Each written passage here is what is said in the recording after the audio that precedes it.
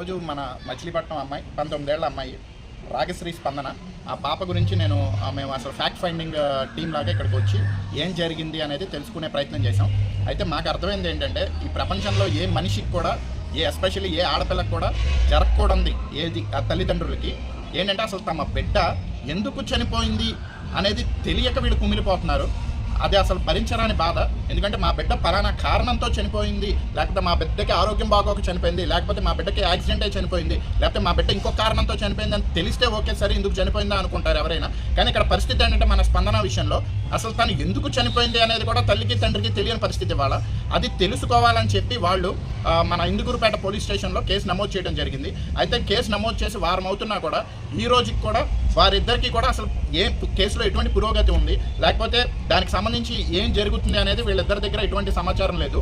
So మేము కోరుకునేది, నేను పవన్దీర్ అలాగే మా టీం ఎవరైతే విజయభాస్కర్ గారు, లోకేష్, మా జమాని, మేమంతా కోరుకునేది ఏంటంటే, అసలు వీళ్ళ పాప చనిపోయే పరిస్థితి ఎవరు సృష్టించారు, ఆ పరిస్థితి కారణమైన వాళ్ళు ఎవరు. ఎందుకంటే వీళ్ళ దగ్గర ఒక ఇద్దరు పేర్లు అయితే వీరు చెప్తున్నారు. పాప ఎవరో 3 నెలల క్రితం ఒక అబ్బాయితో పరిచయం ఏర్పడింది. ఆ అబ్బాయి పేరు లీలా కుమార్. అలాగే వాళ్ళ తల్లిగారు ఎవరో మండపేట నుంచి ఆవిడ పాపను బెదిరిస్తున్నారని వీళ్ళు అనుమానిస్తున్నారు. అది కూడా కేవలం వీళ్ళ అనుమానం మాత్రమే. అది తేల్చాల్సింది మన మచిలీపట్నం పోలీసు వ్యవస్థ. కాబట్టి అసలు ఈ పాప కేసులో ఎంతమంది ఇన్వాల్వ్ అయి ఉన్నారంటే, ఆ బాబు నిజంగా ఇన్వాల్వ్ అయి ఉన్నాడా, వాళ్ళ తల్లి ఎంతవరకు ఆ పాత్ర ఉందా ఆవిడది, అవన్నీ కూడా ఇన్వెస్టిగేట్ చేసి వీళ్ళు కోరుకుంటుంది ఒకటే, మా పిల్ల ఎందుకు చనిపోయింది అనే ప్రశ్నకి వీళ్ళకి సమాధానం కావాలి. ఆ ప్రశ్నకి సమాధానం ఏదైతే వీళ్ళు అనుమానిస్తున్నారో, ఆ పిల్లవాడు వాళ్ళ తల్లి వాళ్ళ పాప చావు కారణమని వీళ్ళ అనుమానం ఏదైతే ఉందో అది కనుక రుజువు అయితే వాళ్ళిద్దరికీ కూడా చట్టపరంగా ఏ శిక్ష అయితే పడాలో ఆ శిక్ష పడాలనేది వీళ్ళ ఆలోచన.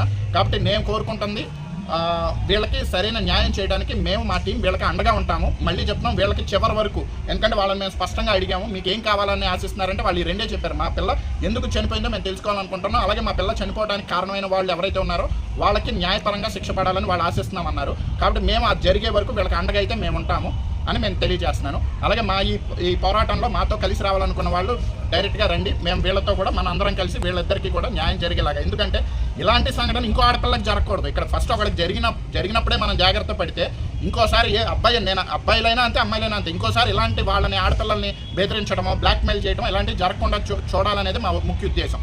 Thank you.